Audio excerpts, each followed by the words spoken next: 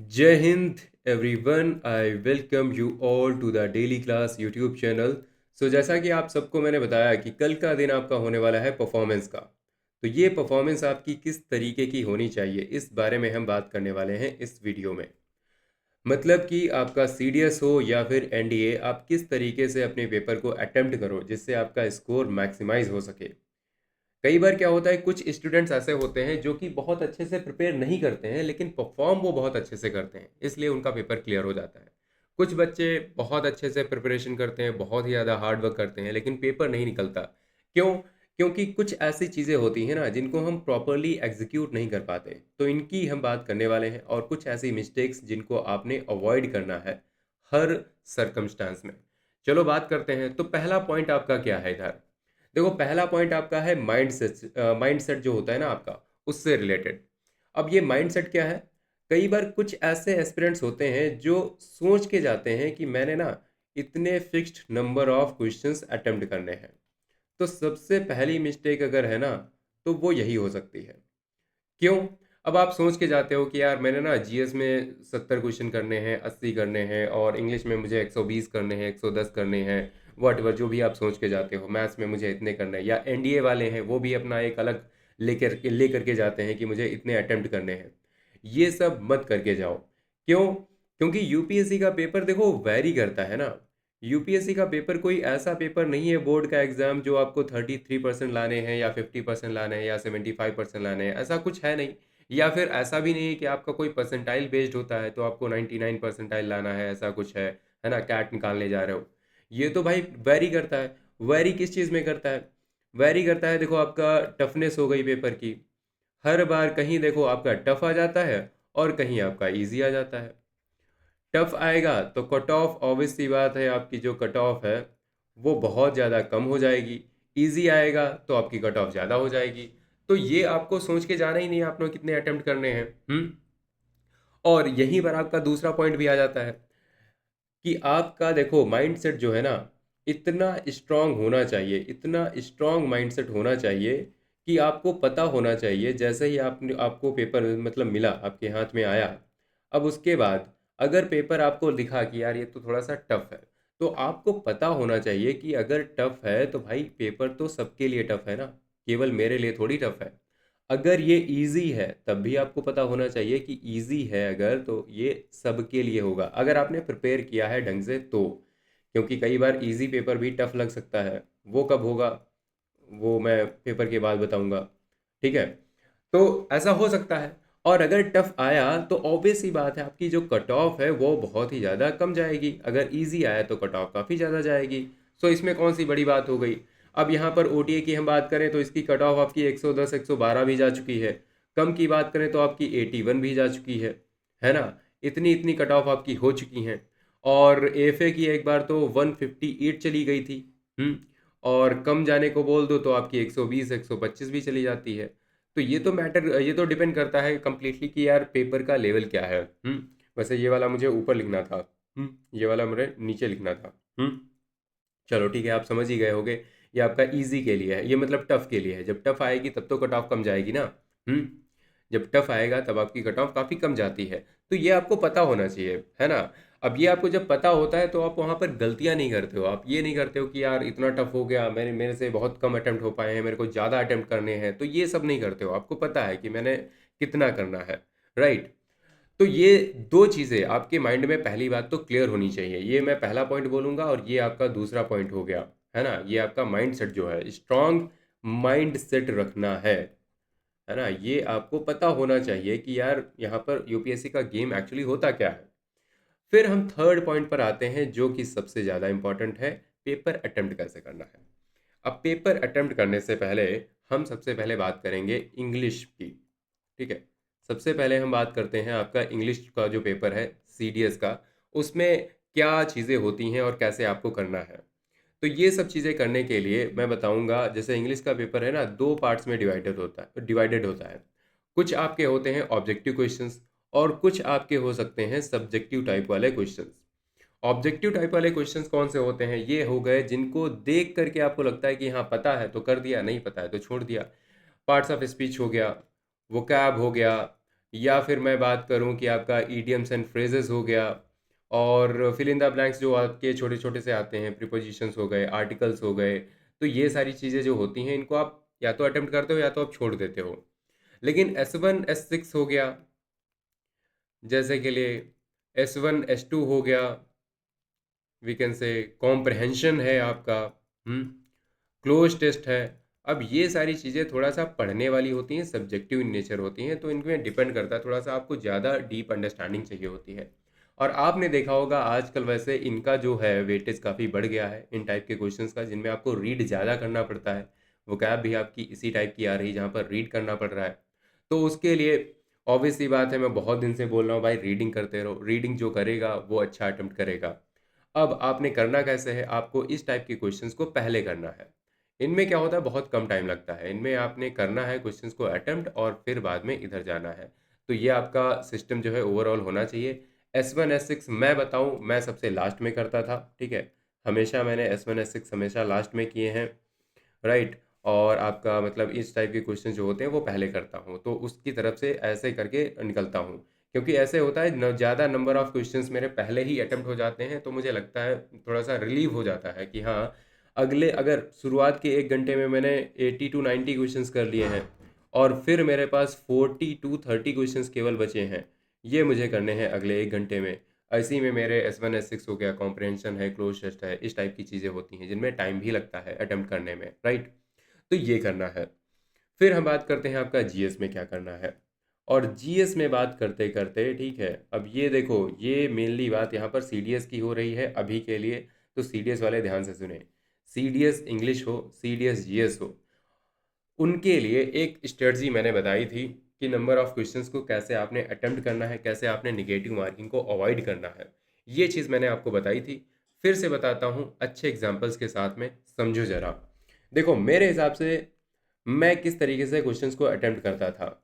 मैं यहाँ पर क्वेश्चन नंबर लेता हूँ, जैसे कि यहाँ पर है आपका क्वेश्चन नंबर 1, ये है, इसके यहाँ पर 4 ऑप्शंस हैं। ये है मेरा क्वेश्चन नंबर 2, इसके यहाँ पर 4 ऑप्शंस हैं। क्वेश्चन नंबर 3, 4 ऑप्शंस हैं। ये मैं जीएस के लिए बता रहा हूँ और ये आपका एप्लीकेबल हो सकता है इंग्लिश के लिए भी, राइट। ये चीज़ अब कैसे करना होता है, मैं देखो जीएस में क्या करता हूँ, मैं एक क्वेश्चन को पढ़ता हूँ पहले। इसको क्वेश्चन को पढ़ा मैंने, पहले को पढ़ा, और मुझे लगा कि ये क्वेश्चन मुझे मेरे से हो सकता है, इसका मैंने पढ़ा और मुझे आंसर लगा मतलब सी होगा, ठीक है। तो मैंने इस तरीके से टिक कर दिया, और इसमें ना ये आंसर मुझे 10 सेकंड के अंदर लग गया था। मतलब जैसे ही मैंने ऑप्शन पढ़े और मुझे 10 सेकंड के अंदर लगा कि हाँ, इसका जो सही आंसर है वो सी होगा, और इसको मैंने इस तरीके से छोड़ दिया। अगले वाले पे बढ़ता हूँ। अब इस क्वेश्चन को मैं पढ़ता हूँ और मुझे लगता है कि यार ये क्वेश्चन मुझे आता नहीं है, लेकिन मैं अटेम्प्ट कर सकता हूँ। मतलब अभी के लिए मैं इसमें श्योर नहीं हूँ। अगर मैं इसमें श्योर नहीं हूँ तो मैं इस तरीके से इसको मार्क कर दूंगा केवल। ये सेकंड नंबर क्वेश्चन है, इसको मैंने ऐसे मार्क कर दिया और मैं आगे बढ़ गया। अब इसमें जाऊंगा, इसमें क्या होगा, इसमें मुझे लगा कि यार अच्छा, इसका आंसर बी होना चाहिए, लेकिन मैं उतना श्योर नहीं हूँ। उतना ज़्यादा श्योर नहीं हूँ। तो मैं इसको क्या करूँगा, इसको भी मार्क करूँगा और साथ में इसके आंसर को भी मार्क करूँगा। लेकिन ये इसकी कैटेगरी अलग है, इसमें भी आंसर मिल गया है, इसमें भी आंसर मिल गया है, लेकिन इसमें आंसर थोड़ा अलग तरीके से मिला है, अलग कॉन्फिडेंस के साथ मिला है, और इसमें उतने कॉन्फिडेंस के साथ आंसर नहीं मिला है। अगला वाला चौथा मैंने पढ़ा, इसमें मेरे को क्वेश्चन लगा कि यार ये ना सुनी सुनाई चीज़ नहीं है और ये मुझे नहीं आता है, तो मैं इसको ना मार्क ही नहीं करूँगा, इसको मैं नहीं मार्क करूँगा। फिर आगे बढ़ जाएंगे। अब ऐसे करके करते रहेंगे क्वेश्चंस को, ऐसे करके मैं जाऊंगा क्वेश्चन नंबर 10 तक, ठीक है। अब क्वेश्चन नंबर 10 तक हो सकता है इस टाइप के पहले टाइप के क्वेश्चंस मुझे 2-3 मिले हों। 10 तक जाऊंगा मतलब 2 से 3 क्वेश्चंस मुझे इस तरीके के मिले जो कि मतलब जिनमें मैं श्योर था।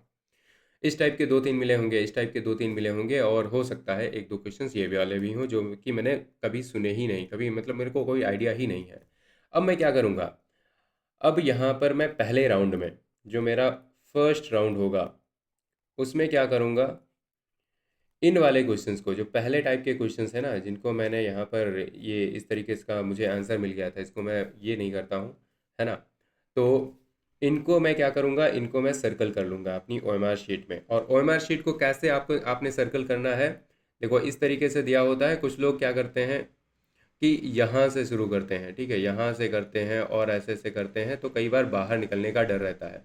तो ये मत किया करो, बाहर से शुरू करो और अंदर की तरफ आओ, ठीक है। इस तरीके से ओएमआर शीट को फिल किया करो, तो ऐसे आपका बिल्कुल कहीं भी बाहर नहीं जाएगा इधर उधर, और इसको प्रॉपरली ऐसे फिल कर देना है, पूरा भर देना है, राइट। अब इस तरीके से आपने भर दिया। दो तीन क्वेश्चंस जो भी आपको इस तरीके से मिले थे 10 सेकंड के अंदर वाले, याद है, इस तरीके वाले। अब इस तरीके से करते करते आपने 10-10 के पेयर में क्वेश्चंस को करे और आपने यहाँ पर 120 क्वेश्चंस को अटेम्प्ट कर लिया। और एनडीए वाले भी सुने, उन्होंने मतलब इस तरीके से 150 क्वेश्चंस आपका जीएटी हो गया उसे अटेम्प्ट कर लिया है। मैं अभी जीएटी और इंग्लिश की बात कर रहा हूँ, ठीक है। आपने अटेम्प्ट कर लिए हैं फर्स्ट राउंड में, और ये आपने क्वेश्चंस काउंट कर लेने हैं। आपको पता चल ही जाएगा यार, उसमें बहुत ज़्यादा टाइम नहीं लगता है। आपने काउंट कर लिए, देख लिए कि कितने क्या क्वेश्चंस हुए हैं। अब उसमें मैंने आपको बताया था, जैसे सीडीएस में क्या होता है, हर 12 क्वेश्चंस पर आपको 10 मार्क्स मिल जाते हैं। हर 12 क्वेश्चंस पर आपने 10 मार्क्स मिल जाते हैं। मान लिया आपने इस टाइप के क्वेश्चंस 120 में से जो अच्छे से प्रिपेयर करके जाएगा, मुझे नहीं लगता उसे 36 क्वेश्चंस भी नहीं मिलेंगे। अगर उसे 36 क्वेश्चंस इस तरीके के मिल गए जिसमें वो श्योर शॉट है, तो उसके जो 30 मार्क्स है ना वो सिक्योर हो गए। अब ये 30 मार्क्स उसने सिक्योर कर लिए हैं। अब उसके बाद वो क्या करेगा, मतलब मैं क्या करता था, अब मैं जाता था इस टाइप के क्वेश्चंस पर, इस टाइप के क्वेश्चंस पर जिनमें मुझे आंसर मिल गया था। और कहीं ना कहीं मैंने एक दो ऑप्शन जो हैं वो एलिमिनेट भी कर दिए थे, मतलब इसको एलिमिनेट कर दिया था, इसको एलिमिनेट कर दिया था, और मुझे इसमें से डाउट था मेरे को, लेकिन ज़्यादा गट फीलिंग इसके लिए आ रही थी, कुछ ऐसा था। अब इस टाइप के क्वेश्चंस मैं करूंगा जिसमें मैंने एलिमिनेशन ऑलरेडी लगा दिया था। ये मेरा होगा सेकेंड राउंड, ठीक है, सेकेंड राउंड। अब इसमें करते करते मैं क्या करूंगा, यहाँ पर ऑब्वियस ही बात है, अगर यहाँ पर आपको 36 क्वेश्चंस मिले थे पहले वाले में, इस टाइप की कैटेगरी वाले, और इस टाइप की कैटेगरी वाले क्वेश्चंस अक्सर ज़्यादा होते हैं, ये थर्ड वाले कैटेगरी वाले क्वेश्चंस ज़्यादा होते हैं, इससे भी ज़्यादा होते हैं। तो यहाँ पर आप फिर से मान लिया 35 से 40 क्वेश्चंस फिर से अटेम्प्ट करोगे, ठीक है। और फिर आप आओगे इस टाइप के क्वेश्चंस में, इनमें मतलब आप क्लूलेस होते हो, आपको क्वेश्चन का आइडिया है। यहाँ पर प्योरली आपकी जो यहाँ पर जो गट फीलिंग होती है ना, वो काम में आती है। आपको लगता है कि हाँ यहाँ पर डी होना चाहिए, आपको नहीं पता कि क्यों होना चाहिए, क्या है, हो सकता है आपके अनकॉन्शियस माइंड में फीड हो वो चीज़ और वो निकल के आ जाए अचानक से, सबकॉन्शियस माइंड में हो या फिर अनकॉन्शियस माइंड में। तो उस चीज़ को आपने अटेम्प्ट करना होता है। ये इस टाइप के क्वेश्चंस आपने करने हैं, लेकिन बहुत ही रेयर केस में करने हैं, लास्ट में करने हैं। और ये वाले जो क्वेश्चंस है ना, इनको मैं छूता भी नहीं हूँ, इनको मैं देखता भी नहीं हूँ, क्योंकि पहली रीडिंग में मुझे एकदम मतलब धोखा दे गए, समझ ही नहीं आया, तो मैं इनकी तरफ देखूंगा ही नहीं, राइट। तो इस तरीके से ओवरऑल आपका एग्ज़ाम जो है जीएस का अटेम्प्ट होना चाहिए। यही चीज़ आप इंग्लिश में भी अप्लाई कर सकते हो, लेकिन इंग्लिश में इतना दिमाग लगाने का टाइम होता नहीं है, राइट। क्योंकि जीएस में हमें बड़े ही सिलेक्टिव क्वेश्चंस करने होते हैं, कम क्वेश्चंस करने हैं लेकिन बढ़िया से करने हैं, सेलेक्टिव। इंग्लिश में ज़्यादातर हमें अच्छे क्वेश्चंस मिल ही जाते हैं, तो कुछ क्वेश्चन छूटेंगे तो उनको आपने सेकेंड राउंड में अटेम्प्ट करते हुए चले जाना है, ठीक है। तो इस तरीके से आपने अटेम्प्ट करना है। अब ये जब आप लगाते हो ना, तब आप ज़्यादा एक्यूरेसी के नज़दीक रहते हो, और आप यहाँ पर क्वेश्चंस को मतलब निगेटिव मार्किंग से आप बच पाते हो। निगेटिव मार्किंग से आप कैसे बचते हो, जैसे कि मैंने यहाँ पर बताया, आपको 36 क्वेश्चन सही सही मिल गए, फिर आपको 37th क्वेश्चन भी आपको सही मिल गया। अब इस 37th के बदले आप 3 क्वेश्चन और कर दो, 3 क्वेश्चन आप और कर दो। वर्स्ट केस ये होगा कि आपके तीनों गलत हो जाएं। अगर ये तीनों गलत हो गए तो आपका 37th वाला इन तीनों को कवर कर लेगा, 36 आपके अभी भी बचे रह गए, 30 जो मार्क्स हैं आपके अभी भी सिक्योर हैं। उसी तरीके से जीएटी वाले भी कर सकते हैं। आपको यहाँ पर क्या करना है, आपका जो एक सही क्वेश्चन होता है, जो आपका एनडीए वाले हैं, ठीक है, यहाँ पर एनडीए, ठीक है, वो क्या करेंगे, एक राइट क्वेश्चन के बदले आप 3 रॉन्ग क्वेश्चंस अफोर्ड कर सकते हो, राइट। इस तरीके से यहाँ पर ये गेम चलता है यूपीएससी का। तो ये चीज़ करनी है, राइट। अब उसके बाद मैथ्स की बात कर लेते हैं। मैथ्स में आपने क्या करना है, तो मैथ्स में देखो यार, ज़्यादा टाइम वगैरह होता नहीं है। ये मत करना कि क्वेश्चंस को मार्क कर रहे हो, इन क्वेश्चंस को मैंने करना है, इन क्वेश्चंस को छोड़ना है, ये सब नहीं करना होता भाई। पहला क्वेश्चन उठाना है और सॉल्व करना स्टार्ट कर देना है, ठीक है। सॉल्व करना स्टार्ट कर दिया पहले क्वेश्चन से, और बस चले गए सीधा। ठीक है। और कोई भी क्वेश्चन अगर आपका 2 मिनट से ज़्यादा ले रहा है, 1 डेढ़ मिनट से ज़्यादा ले रहा है, अगर आपने अच्छे से प्रैक्टिस करी है तो आपको हर एक क्वेश्चन का टाइम पता होता है। जैसे मुझे पता है कि अगर मैंने कोई मेंसुरेशन का क्वेश्चन उठाया है तो वो भाई ज़्यादा टाइम लेगा। अगर मेंसुरेशन वाला क्वेश्चन उठाया है तो ऑब्वियस सी बात है, 1.5 2 मिनट आम बात है, लगेगा। तो मुझे पता है। अब ये क्वेश्चन अगर 3 से 4 मिनट लेगा तो मुझे डाउट होगा कि यार ये तो दिक्कत वाली बात हो गई। वही नंबर सिस्टम का क्वेश्चन है या फिर अलजेब्रा का क्वेश्चन है, ट्रिग्नोमेट्री है, ये क्वेश्चन अगर आपका 1.5 मिनट या फिर 2 मिनट से भी ज़्यादा लेगा तब भी मुझे डाउट हो जाएगा, नहीं यार इसमें मेरे को इतना टाइम नहीं लगना चाहिए था। तो हर एक क्वेश्चन की टाइमिंग अलग होती है।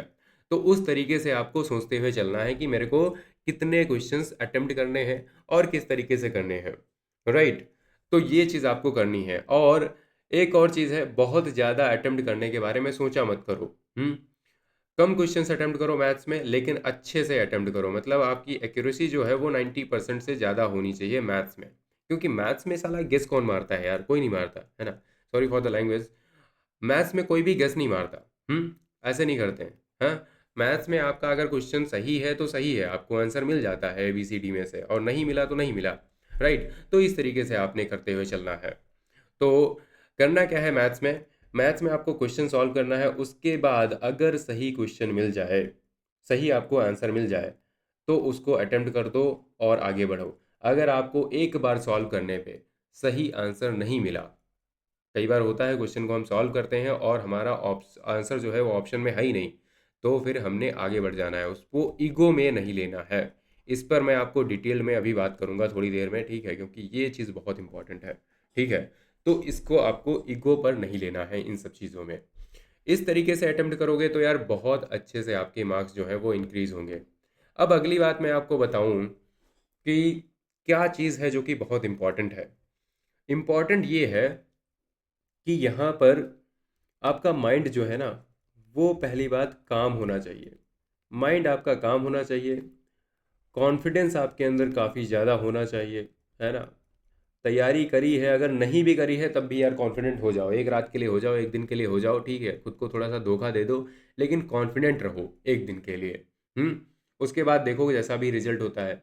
अब नर्वस हो होके जाओगे ना, मान लिया एंजाइटी में रहोगे, स्ट्रेस में रहोगे, तब क्या होगा, तब भी आपका पेपर खराब ही होना है। तो इससे बढ़िया चिल होके जाओ। चिल होके जाओगे तो फिर ये क्या होगा, तो फिर आपका एग्जाम हो सकता है और अच्छा चला जाए। तो ये चीज़ आपको करनी होती है, समझ रहे हो। अब इसके बाद क्या होता है, कई बार हम कुछ चीज़ों को ईगो पर ले लेते हैं, कुछ क्वेश्चंस को हम ईगो पर ले लेते हैं। ये आपने अवॉइड करना है, ये नहीं करना है। कई बार क्या होता है कि कुछ हमारी फील्ड होती हैं, सर्टेन फील्ड होती हैं। अब कुछ लड़के होते हैं ना, मतलब जो भी मतलब एस्पिरेंट्स हैं, लड़के लड़कियां, वो BCA बैकग्राउंड से हैं। अगर कोई BCA बैकग्राउंड से है, अब उसने कंप्यूटर एप्लीकेशन में बैचलर्स कर रखा है। अब क्वेश्चन आ गए हैं कंप्यूटर के क्वेश्चन आए हैं 5। अब उन्होंने मान लिया गलगोटिया से कर लिया था या फिर कहीं से कर लिया था। अब उनको आता नहीं है कंप्यूटर्स में, कुछ भी नहीं पता, नॉलेज नहीं है ढंग से। लेकिन उन्हें ऐसा माइंड में उनके भरा हुआ है कि यार ये जो है ना, मतलब कि ये जो मतलब क्वेश्चंस हैं कंप्यूटर के, ये तो मेरी फील्ड के क्वेश्चंस हैं, ये तो मुझे आने ही चाहिए। तो ऐसा नहीं होता। कई बार हमारी फील्ड के भी चीज़ें हमें नहीं पता होती हैं। हो सकता है कुछ चीज़ों पर आपने बहुत ज़्यादा टाइम दिया हो। अभी ईरान और इसराइल का वॉर चल रहा है, इससे रिलेटेड कोई एक क्वेश्चन आ जाएगा आपका करंट अफेयर्स में। अब कुछ लोगों ने ना इस वॉर को पता नहीं कब से ये फॉलो कर रहे होंगे। अब क्वेश्चन देखो, वो फैक्चुअल क्वेश्चन आपसे पूछेगा, कोई मतलब साइट पूछ लेगा, कोई रिवर पूछ लेगा, कोई ज्योग्राफी का क्वेश्चन पूछ लेगा, आपको नहीं आता होगा। तो कौन सी बड़ी बात हो गई, है ना। किसको यार पता चल रहा है कि आपकी ये फील्ड है, स्टिल आपने ये क्वेश्चन का आंसर नहीं करा।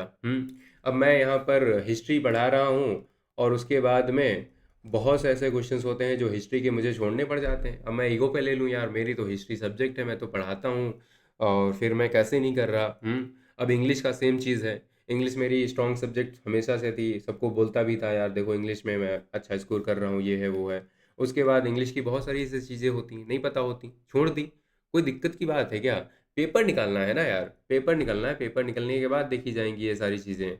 तो अभी ये सारी चीज़ें बहुत ज़्यादा आपने दिमाग में नहीं लानी है कि यार मेरे को करना ही है, ठीक है, ये क्वेश्चन अटेम्प्ट कैसे नहीं हुआ।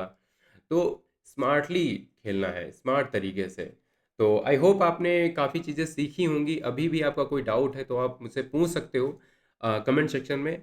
बाकी मैं इन द एंड यही कहूँगा कि आपने मतलब ओवर थिंक नहीं करना है। ओवर थिंक अगर करोगे तो यार प्रॉब्लम होने वाली है, ठीक है? तो वो नहीं करना है। बाकी कॉन्फिडेंट रहो, अच्छे से सो जाओ। और अब देखो, तैयारी जितनी होनी थी हो गई है। एक हफ्ते पहले ही मैंने बोला था तैयारी जितनी होनी है हो गई है, क्योंकि बहुत ही रीसेंट वाली चीज़ें हमें इन्फॉर्मेशन जो है वो हमारा ब्रेन कैच कर नहीं पाता है। हमारा ब्रेन ट्रेंड ही ऐसे होता है, वो बहुत पहले 2 साल पहले जो आपने पढ़ा था वो उठा के ले आएगा। कल वाली बात जो कल आपने पढ़ा था वो उठा के नहीं लाएगा, ठीक है? तो हमारा ब्रेन ऐसा ही होता है। तो उस चीज़ पर हमें लेना ही नहीं है ऐसे करके, ठीक है? तो इस तरीके से क्वेश्चंस को अटेम्प्ट करो अच्छे से, क्योंकि मेरा जो पहला वाला सीडीएस था जो मेरा क्लियर हुआ था, उसमें मैंने 76 क्वेश्चंस अटेम्प्ट किए थे जीएस में, ठीक है? और मेरे 60 क्वेश्चन सही थे। और ये क्वेश्चंस मैंने यही सब सोच समझ के धीरे धीरे आराम से करे थे। अब यहाँ पर मेरे केवल 16 क्वेश्चंस गलत थे। वैसे 16 क्वेश्चंस भी गलत मतलब बड़ी बात होती है, लेकिन फिर भी यार वैसे अगर सोचो, अगर इस यहीं पर मैंने ये क्वेश्चंस कर दिए होते 90 के आसपास, फिर ये मेरा स्कोर जैसे करीब आया था यार 45 के आसपास या 44 के आसपास, 44 45 के आसपास था कुछ। अब यही स्कोर मेरा कितना घट जाता, मान लिया 37 38 रह जाता है ना, कितना कम हो जाता। तो ये छोटी छोटी गलतियाँ होती हैं। नॉलेज आपको भी है, मुझे भी है, लेकिन आप कैसे उन चीज़ों को अप्लाई करते हो, कैसे एग्जीक्यूट करते हो, यही सिस्टम होता है जो कि डिफरेंस क्रिएट करता है। तो I I will wish you all the very best. आप अच्छे से करो हर एक चीज़, है ना? अपना एग्ज़ाम जो है अच्छे से अटेम्प्ट करो। और कैलकुलेशन, थोड़ा सा कैलकुलेशन लगाओ, दिमाग अपना जो है वो एक्टिव रखो। कैलकुलेटिव रिस्क लो, इस तरीके से लिया जाता है रिस्क, ठीक है? और आप डेफिनेटली अच्छा करोगे, राइट? मिलते हैं फिर। आई बिलीव एग्ज़ाम के बाद ही मिलेंगे अब। एग्ज़ाम के बाद हम मिलेंगे तो फिर एनालिसिस करेंगे कि मतलब किसका क्या आंसर है। ये सारी चीज़ें मैं आपको बताऊंगा। उसके बाद तो मैं गायब रहूँगा काफ़ी दिन के लिए। और हाँ, स्टार्टिंग में अभी भी मैं काफ़ी दिन वैसे गायब रहा हूँ एग्ज़ाम से जस्ट पहले, क्योंकि मेरे यहाँ पर खुद के एग्ज़ाम चल रहे थे कॉलेज के। तो इस चक्कर में यहाँ पर कुछ हो नहीं पाया ढंग का। बट डेफिनेटली अगली शुरुआत करेंगे अच्छे से। फ़िलहाल तो फोकस है इस वाले पेपर पर, अभी ये करके आओ और मिलते हैं फिर, बातचीत करेंगे, है ना? So bye bye, take care and जय हिंद।